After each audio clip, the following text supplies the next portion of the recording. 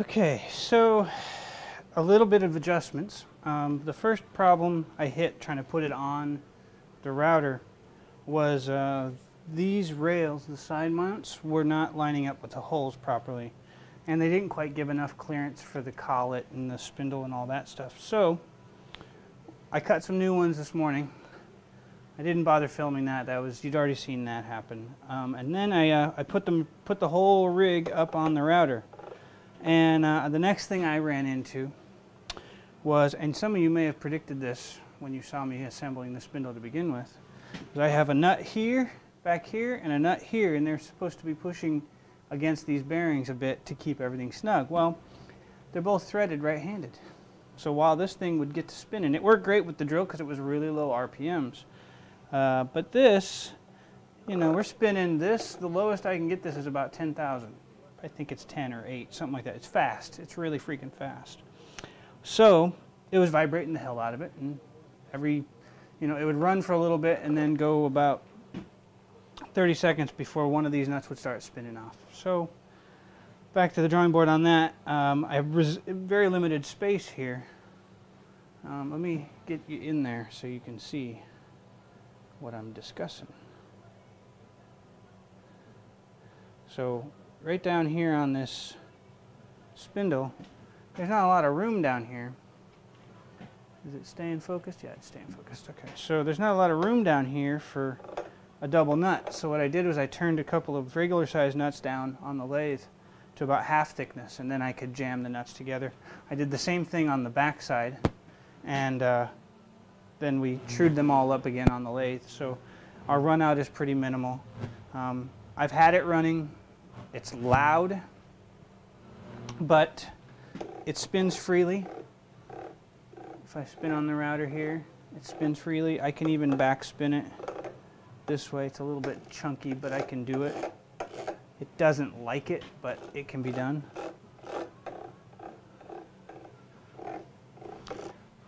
So I guess the next thing to do is put a blade on here and view it spinning, because you guys haven't seen it running yet. So there's my arbor flange, and then there's our blade. Put that on here, and then our flange nut, flange washer, I guess, and then another nut here. And out of sheer utility, I made a thin 3/4 inch wrench. Let me zoom back out here. Out of utility, I made a 3/4 inch wrench that's nice and thin to get down inside here to hold on to this nut, so I can tighten the blade on just like this. And now that blade's going to stay put. And I'm going to put on some hearing protection, and we're going to spin this thing up. But I want you to see the blade mounted in place there.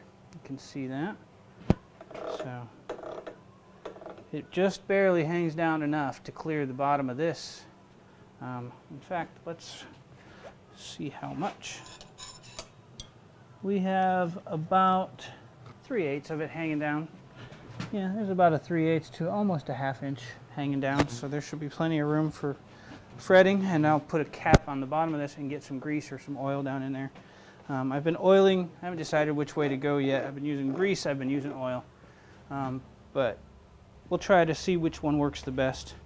I'm just going to flip the router. Right now I've got Mach 3 turned on, and it says run the spindle. So let me grab some hearing protection, and we'll show you the dang thing spinning.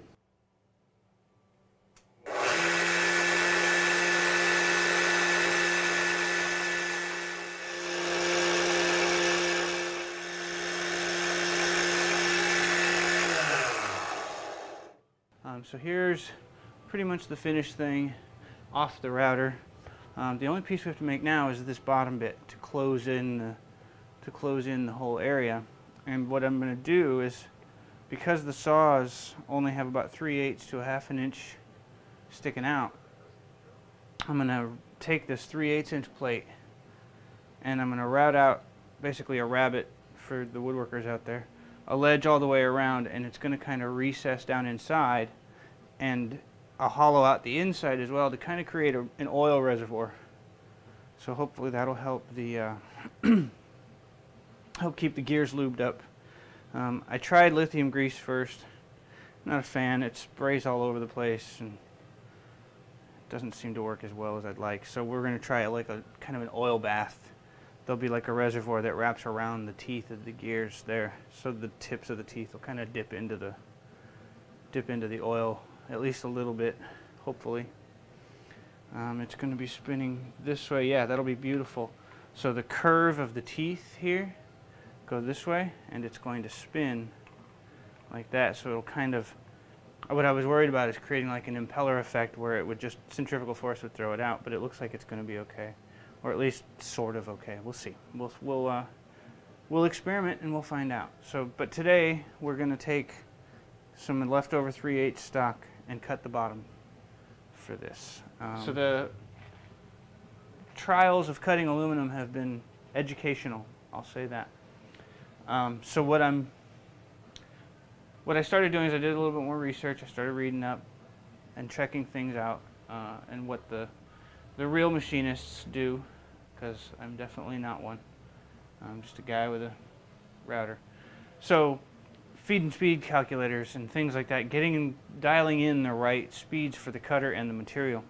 So I've got, we're going to be using, I've got one chucked up into the router just like this one. This is a 1/8 spiral upcut 2-flute end mill.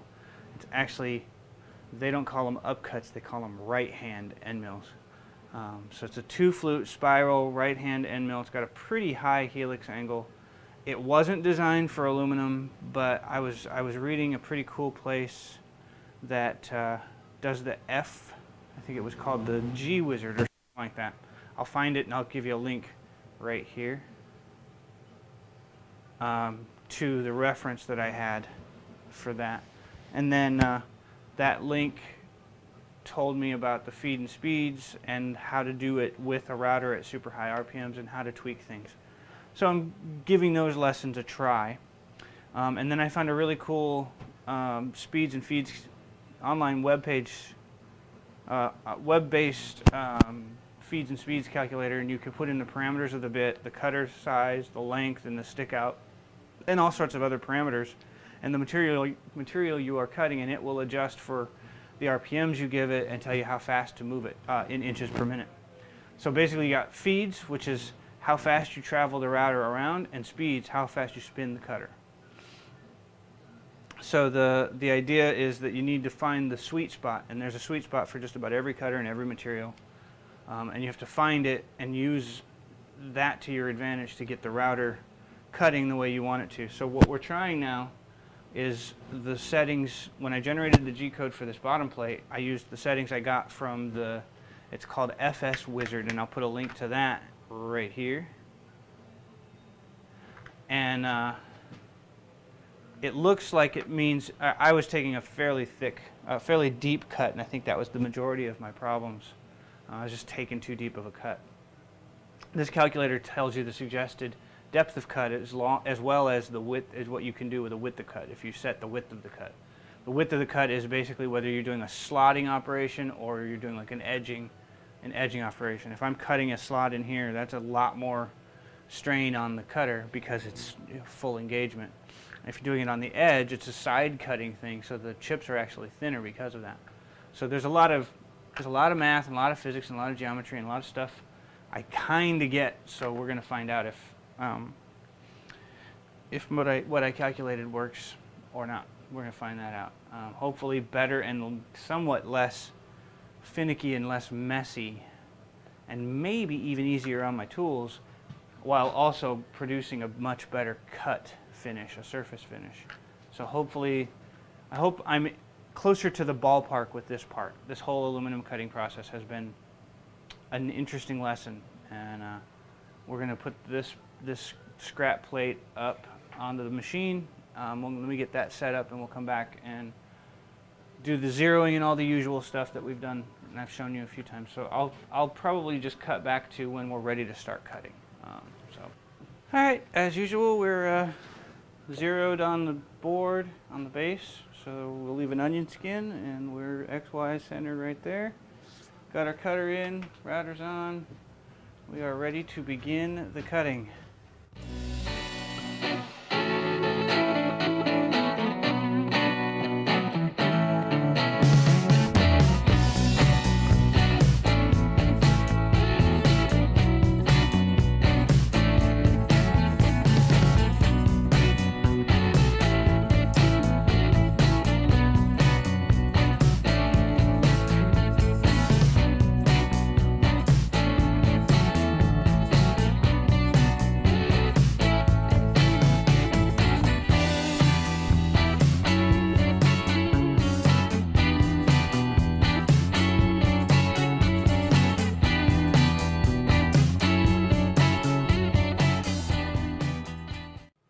Okay, so we've learned so I forgot to tell you what the specs were for the feed on these cuts you just watched. I was doing a 0.01 inch depth of cut at 48 inches per minute using this 1/8 inch bit, 2400 or 24,000 RPMs. All of those in the calculator said that was ideal. The problem is when you're taking 1/10 of an inch at a time and you're cutting a 1/4 inch or slightly deeper than a 1/4 inch groove, you have to take 25 passes. And when you're drilling through holes through 3/8 inch material, you got to take 38 passes to get through the whole thing. So the surface finish isn't horrible, but it isn't as good as I'd like. It's better than this was, but it's still a little choppy. So I'm not exactly pleased with that, but it took a very long time to cut this groove here, this channel.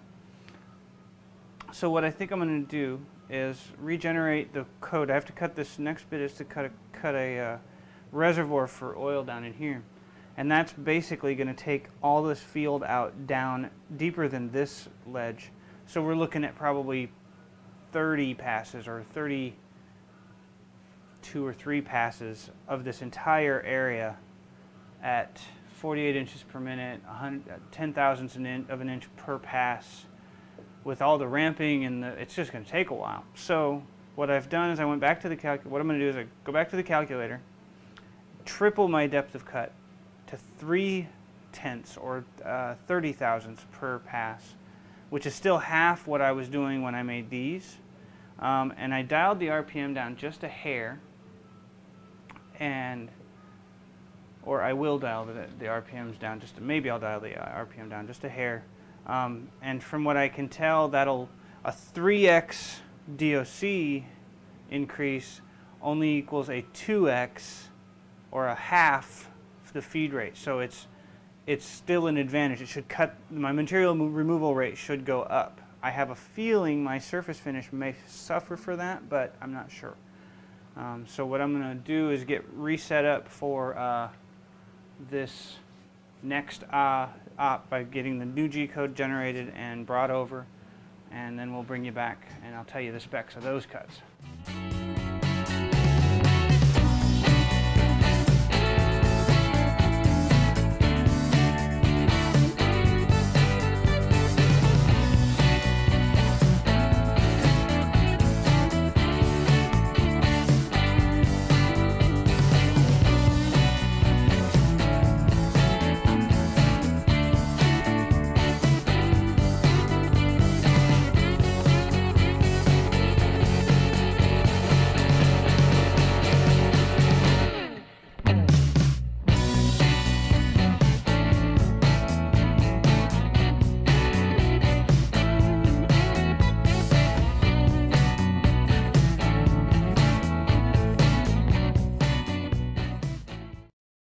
So we started cutting out the profile. The reservoir hollowing went okay. Mostly okay, it was fine. I had to keep the air on it a little bit, but the reservoir cutout, I don't know if you can see it from over there, but I'll try to zoom in a bit and give you a little bit of a picture of what just went on.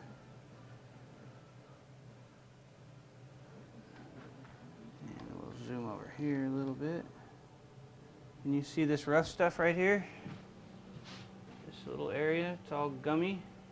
That is melted gooey aluminum, and it's happening all the way around. Well, I went to look at the tool path that I generated for the profile, and it turned out it was actually feeding 10 feet per minute or 10 inches per minute faster than it was supposed to. But also, it seems, and it was happening elsewhere, whenever I got up against a wall and the wall was kind of deep, it would heat up a lot, and I'd have to put a lot of air on it. And we're a little lukewarm to the touch right now. It was cooler here than it was when it did this generation, and then when it started to get this pocket or this profile cut, it was a little hot. So what I've done is I'm going to switched to another. I regenerated the profile toolpath, and I'm going to put it in at a halfway between. I went to 2 inches, 2/10, 20 thousandths of an inch per pass, and I was able to speed up things a little bit. And so what we'll do is run it about that speed a little. So basically we're taking a little less per pass so that we can feed a little bit quicker and try to keep some of that heat down. I did notice with this path, sorry, I'm navigating the computer while I do the speaking.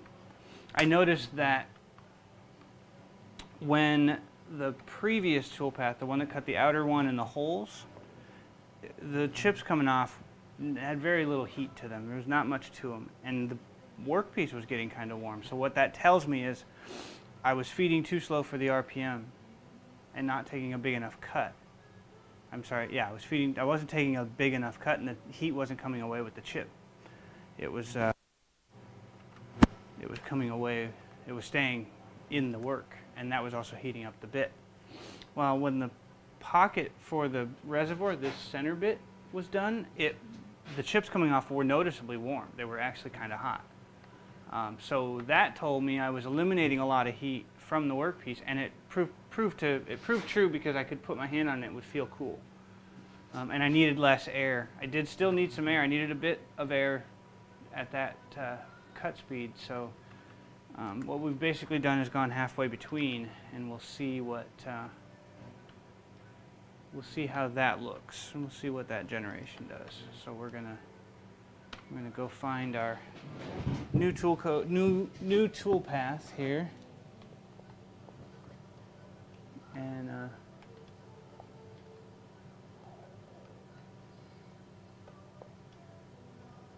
we'll go from there here. Make my keyboard work here, sorry.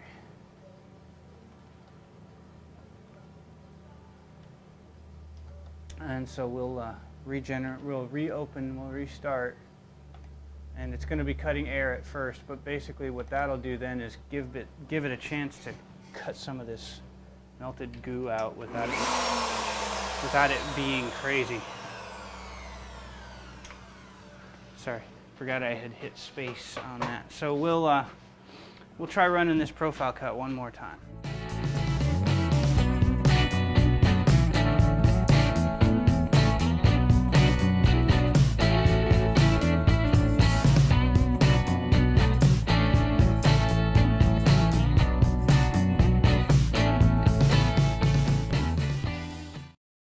Okay, so that was better, much more successful. The feed rate was a bit better for that. I'm learning that when you're cutting aluminum, feed rate is very fine lines. There are very, very shallow, very minimal adjustments make major impacts. So this part is probably my cleanest looking one. It's not where I want to be yet. It's not good enough, but it's better. It's not terrible. So we'll pop this off and cut it out so you can see it. All right, we got our piece cut out, filed it nice and smooth. Can't really see my head, but that's okay. Nobody needs to look at me. So we just filed it smooth, nice, and chamfered the edges like usual. So now the next bit is get it into place, and that'll close in. This will have the plate on top. That gives us a nice little secure closing, and it lets the gear slide down and hold in some oil a little bit. I have a feeling it might leak a bit, but we'll give it a shot and we'll see what happens. So the next bit is just to get it to stay on there. We're going to transfer punch these holes. They should be 3/16, and my 3/16 transfer punch is missing. So we'll find that, and I think I know where it is. Maybe I don't. Then I think it's over there. This is why organized people organize. I, on the other hand, wing it and get to have these little adventures hunting for whatever the hell it is I lost or couldn't be bothered to put away the last time. That's a real funny one that moved. I'm not entirely sure where I used it last. Would have been here, I thought. Oh, I bet I know where it is now that I think about it.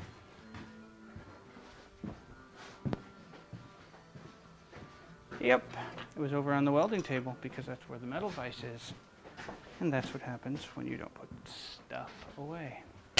There you are, missing transfer punches. So we'll just... And now we have our hole locations for when we drill and tap for a couple more bolts. We're also decided to countersink these so that they got a flat surface so there's less protrusion hanging down. So get set up on the drill press and bring you back.